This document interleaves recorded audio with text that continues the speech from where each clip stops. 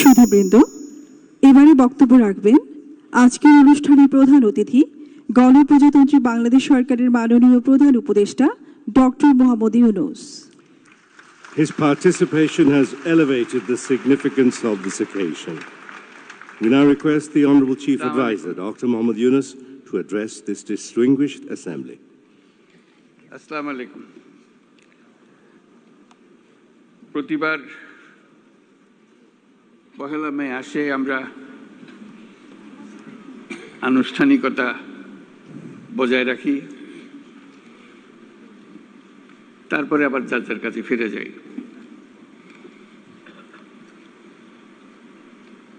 এবারের পহেলা মে ভিন্ন।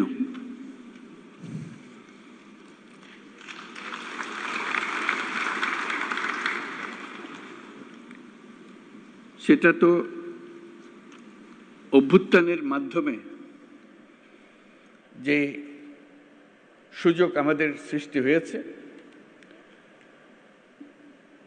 সেই সুযোগ এই পরিস্থিতির আয়োজন করে দিয়েছে আমাদের কাছে।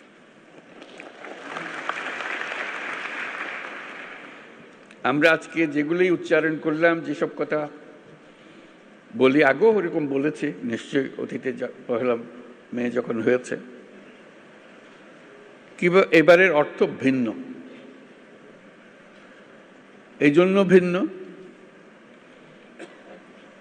আমরা এই প্রতিশ্রুতি নিয়ে সরকার যাত্রা শুরু করেছে, যেটা ছাত্র, শ্রমিক এবং জনগণের অভ্যুত্থানের মাধ্যমে যেটা আকাঙ্ক্ষা সৃষ্টি হয়েছে, নতুন বাংলাদেশ করা। এই নতুন বাংলাদেশ হবে না যদি শ্রমিকদের অবস্থা পুরনো বাংলাদেশের মধ্যে থেকে যায়।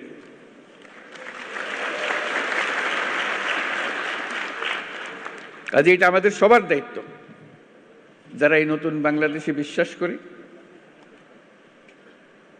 যারা এই নতুন বাংলাদেশ গড়ার জন্য প্রাণ দিয়েছে,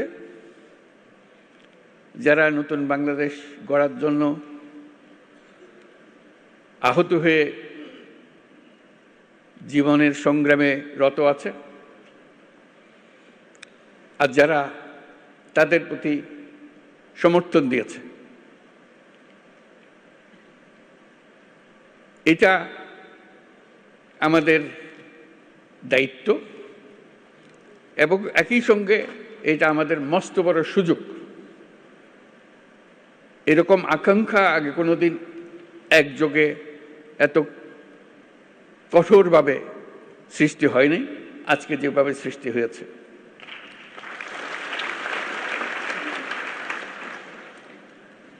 শ্রম সংস্কার কমিশনের চেয়ারম্যান সাহেব খুব সুন্দর করে আমাদের যত আকাঙ্ক্ষা নতুন বাংলাদেশের শ্রমিকদের কি হবে সেগুলো তুলে ধরেছেন তাদের কমিশনের রিপোর্টে, এবং সেটা উনি ভালো করে বুঝিয়ে দিয়েছেন। এটা শুধু শ্রমিকদের পক্ষ থেকে বলার কথা না,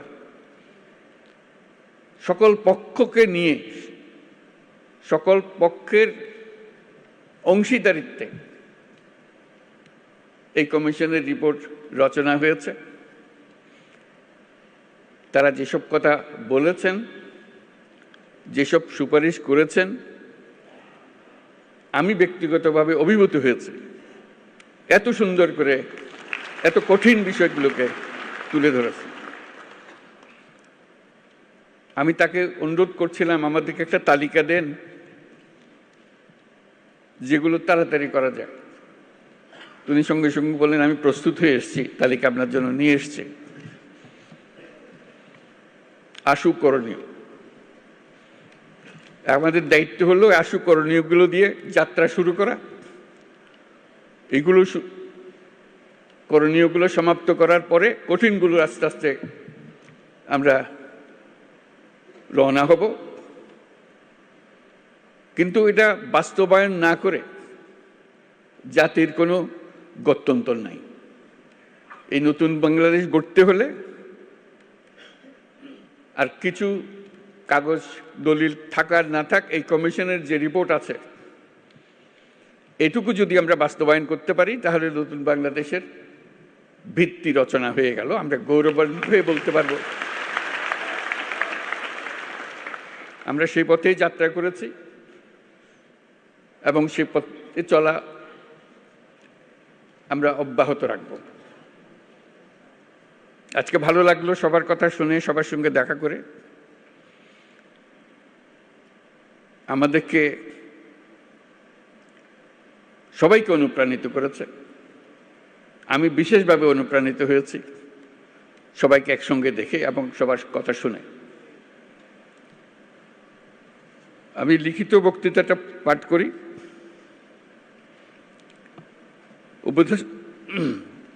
উপদেষ্টা পরিষদের সদস্যবৃন্দ, কূটনীতিকবৃন্দ, ইয়োর এক্সেলেন্সিজ, আইএলও সহ বিদেশি সংস্থার প্রতিনিধিবৃন্দ, শ্রমিক ও মালিক সংগঠনের নেতৃবৃন্দ, সাংবাদিকবৃন্দ এবং উপস্থিত সম্মানিত সুধী, আজ মহান মে দিবস। বিশ্বের শ্রমজীবী মানুষের সাথে সংহতি প্রকাশের এক ঐতিহাসিক গৌরবময় দিন। দৈনিক ৮ ঘন্টা শ্রম, ন্যায্য মজুরি ও শ্রমের মর্যাদা আদায়ের লক্ষ্যে 1886 সালের 1 মে মার্কিন যুক্তরাষ্ট্রের শিকাগো শহরে মার্কেটে শ্রমিক শ্রেণীর রক্তাক্ত সংগ্রামের মধ্য দিয়ে শ্রমিক ও শ্রমের মর্যাদা সম্মানের সাথে বিশ্বময় স্বীকৃতি লাভ করেছে। সেই প্রেক্ষাপটে এটি শুধু একটা সাধারণ দিবস নয়, শ্রমজীবী মানুষের অধিকার আদায়ের আন্দোলনের সংগ্রামের অনুপ্রেরণার উৎস। তার সঙ্গে এখন যুক্ত হয়েছে আমাদের অভ্যুত্থান, জুলাই অভ্যুত্থান।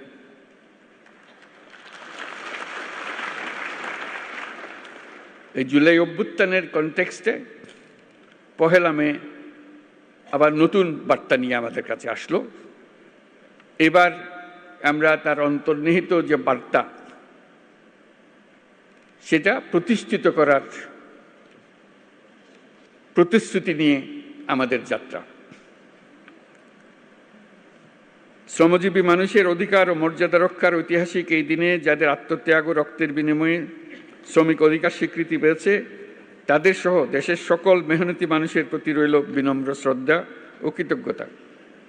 এই মহান দিনে আমি গভীর শ্রদ্ধার সাথে স্মরণ করছি সেই সকল শ্রমজীবী মানুষের যারা 24 জুলাই গণ অভ্যুত্থানে নিহত হয়েছেন।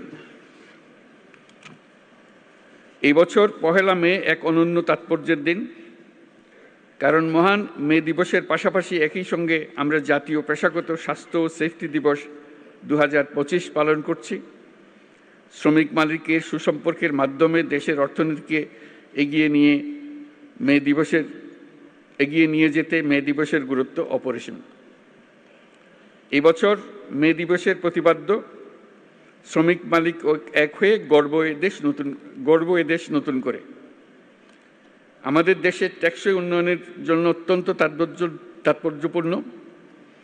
এটি শুধু একটা স্লোগান নয়, বরং জাতীয় জীবনের উন্নয়নের ভিত্তি। কারণ শ্রমিক মালিক পরস্পরের পরিপূরক এবং তাদের যৌথ প্রচেষ্টায় একটি শক্তিশালী, আত্মনির্ভর ও সমৃদ্ধ বাংলাদেশ গড়ে তুলতে পারবে বলে আমি দৃঢ়ভাবে বিশ্বাস করি।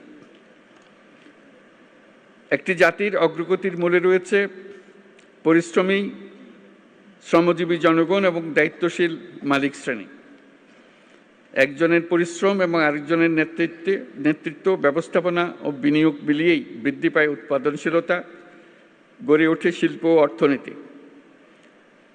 বাংলাদেশের পোশাক খাত, কৃষি, শিল্প, নির্মাণ, পরিবহন, প্রযুক্তি প্রতিটি খাতের উন্নতির পেছনে রয়েছে শ্রমিকের পরিশ্রম। আর এই শ্রমিকের পরিশ্রম এবং মালিকের মেধা।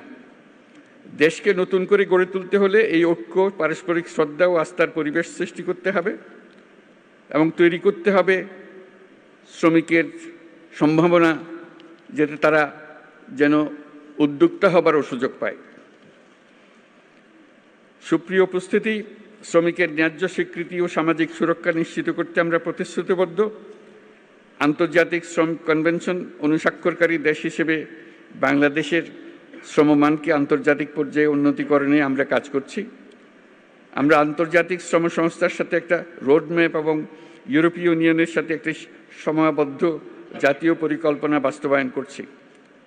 তাছাড়া যুক্তরাষ্ট্র সরকারের সাথেও একটি 11 দফা লেবার অ্যাকশন প্ল্যান বাস্তবায়ন করছি।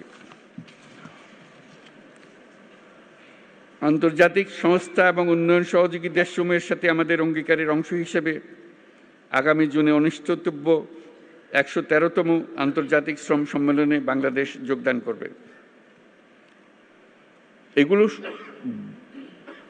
বাদেও আসল জিনিস যেটা আমাদের নিজস্ব প্রতিশ্রুতি, আন্তর্জাতিকভাবে আমরা কী করলাম না করলাম সেটা তো হবেই, কিন্তু আমাদের নিজেদের প্রতিশ্রুতি হলো আমাদের এই কমিশনের সংস্কার কমিশনের রিপোর্ট এবং তাদের সুপারিশমালা। সেই সুপারিশমালাই হবে আমাদের লক্ষ্য, যেটা বাস্তবায়ন প্রতিটি অক্ষরে অক্ষরে যেন আমরা বাস্তবায়ন করতে পারি, সেদিকে অগ্রসর হওয়া। নিরাপদ ও স্বাস্থ্যকর কর্মপরিবেশ নিশ্চিত করা শুধু শ্রমিকের অধিকারই নয়, এটি শিল্প ও অর্থনীতির উন্নয়নের অন্যতম শর্ত। শ্রমিকের জীবনমানের উন্নয়ন হলে তা পুরো শিল্প খাত এবং দেশের অর্থনীতিতে প্রতিফলিত হয়। সেই লক্ষ্যে বর্তমান অন্তর্বর্তী সরকার ইতিমধ্যে শ্রমিকদের কল্যাণ ও নিরাপত্তা নিশ্চিত করতে বাংলাদেশ শ্রম আইন 2006 সংশোধন সহ বিভিন্ন পদক্ষেপ গ্রহণ করেছে। শিল্প বিরোধ এবং শ্রমিকদের অভিযোগ দ্রুত নিষ্পত্তির জন্য শ্রম আদালত কার্যক্রম আরও গতিশীল করা হয়েছে। সাম্প্রতিক সময়ে শ্রম আপিল ট্রাইব্যুনাল ও শ্রম আদালতসমূহ উল্লেখযোগ্য হারে মামলা নিষ্পত্তিতে সক্ষম হয়েছে। শ্রম আদালতসমূহকে আরও কার্যকরণের পাশাপাশি আমরা বিকল্প বিরোধ নিষ্পত্তি ব্যবস্থা অধিকতর শক্তিশালী করার উদ্যোগ নিয়েছি। শ্রম কর্মসংস্থান মন্ত্রণালয়ের আওতাধীন কেন্দ্রীয় তহবিলের মাধ্যমে তৈরি পোশাক খাতে এবং শ্রমিক কল্যাণ ফাউন্ডেশনের মাধ্যমে তৈরি পোশাক খাত ব্যতীত অন্যান্য খাতে কর্মরত দুর্ঘটনার শিকার শ্রমিক ও তাদের পরিবারকে এককালীন আর্থিক সুবিধা প্রদান করা হয়ে থাকে। এই সুবিধাকে আন্তর্জাতিকভাবে গ্রহণযোগ্য রূপ প্রদানের জন্য কর্মক্ষেত্রে নিহত ও আহত শ্রমিকদের ও তাদের পরিবারের অধিকার রক্ষায় শ্রম কর্মসংস্থান মন্ত্রণালয়ের ILO-র সহায়তায় শ্রমিকদের জন্য একটি সর্বজনীন এমপ্লয়মেন্ট ইনজুরি স্কিমের পাইলট প্রকল্প বর্তমানে বাস্তবাধীন আছে। অন্যান্য উদ্যোগের পাশাপাশি সারা দেশে 32টি শ্রম কল্যাণ কেন্দ্রের মাধ্যমে শ্রমজীবী মানুষের স্বাস্থ্যসেবা প্রদান করা হচ্ছে। শিশু শ্রম নিরসনের লক্ষ্যে নানামুখী উদ্যোগ গ্রহণ করা হয়েছে। এ পর্যন্ত 44টি সেক্টরে ন্যূনতম মজুরি নির্ধারণ করা হয়েছে। তাছাড়া নিরাপদ ও শোভন কর্ম, পরিবেশ বান্ধব প্রযুক্তি এবং দক্ষ জনশক্তি ব্যবহারের মাধ্যমে টেকসই উন্নয়নে অবদানের জন্য প্রতি বছর গ্রিন ফ্যাক্টরি অ্যাওয়ার্ড দেওয়া হচ্ছে। শ্রমিক মালিকদের সাথে দফায় দফায় আলোচনার মাধ্যমে শ্রম সন্তোষ বহুলাংশ কমিয়ে আনা সম্ভব হয়েছে। শ্রমিকের অধিকার রক্ষার পাশাপাশি শিল্পকেও বাঁচিয়ে রাখতে হবে। তাই যে সকল কারখানা ও প্রতিষ্ঠান বকেয়া বেতন থাকায় শ্রম অসন্তোষ তৈরির উপক্রম হয়েছিল, সেখানে আলোচনার মাধ্যমে যৌক্তিক পর্যায়ে বকেয়া পরিশোধের মাধ্যমে শিল্প কর্মপরিবেশ সচল রাখা হয়েছে। একটি দেশ কেবলমাত্র সমৃদ্ধ হয় যখন তার শ্রমিকরা নিরাপদ ও সুষ্ঠু পরিবেশে কাজ করতে পারে, মালিকরা তাদের শ্রমের যথাযথ মূল্যায়ন করতে পারে। শ্রমিকদের কল্যাণ নিশ্চিত করা মানে শুধু তাদের জন্য ভালো করা নয়, বরং এটি শিল্প খাতের উৎপাদনশীলতা, জাতীয় প্রবৃদ্ধি ও অর্থনীতির উন্নতির অন্যতম প্রধান শর্ত। এই দেশকে নতুন করে গড়ে তুলতে হলে ঐক্য, পারস্পরিক শ্রদ্ধা এবং আস্থার পরিবেশ সৃষ্টি করতে হবে। দেশকে নতুন করে গড়ে তোলার প্রত্যয়ে উজ্জীবিত হয়ে শ্রমিকের অধিকার রক্ষা, নিরাপদ কর্মপরিবেশ নিশ্চিত করা এবং শ্রমিক মালিক সুসম্পর্ক স্থাপনে সকলকে একযোগে কাজ করার আহ্বান জানাচ্ছি। আমরা যদি ঐক্য ও সহযোগিতার ধারা অব্যাহত রাখি, তাহলে জুলাই আগস্টের ছাত্র শ্রমিক জনতার গণ অভ্যুত্থানের মাধ্যমে বৈষম্যহীন নতুন বাংলাদেশ গড়ার স্বপ্ন শুধু স্বপ্ন নয়, বাস্তব হবে। বাংলাদেশ অত্যন্ত শ্রমঘন দেশ বিদায় শ্রমিকের অধিকারকে সর্বোচ্চ গুরুত্ব দিয়ে কাজ করতে হবে। আমাদের অনেক দূর পথ পাড়ি দিতে হবে। বিভিন্ন প্রশিক্ষণ ও কর্মসূচি গ্রহণের মাধ্যমে অদক্ষ শ্রমিকদের দক্ষ শ্রমিকে রূপান্তরিত করতে হবে এই জন্য শ্রমিক সংগঠন, ব্যবসায়ী, বিনিয়োগকারী, সুশীল সমাজ, গণমাধ্যম, উন্নয়ন সহযোগী সবাইকে ঐক্যবদ্ধভাবে শ্রমিকের স্বার্থ রক্ষা ও ন্যায্য অধিকার প্রতিষ্ঠায় কাজ করতে হবে। পরিশেষে মহান বে দিবস এবং জাতীয় পেশাগত স্বাস্থ্য ও সেফটি দিবস অনুষ্ঠানে উপস্থিত সকলকে ধন্যবাদ জানিয়ে আমার বক্তব্য শেষ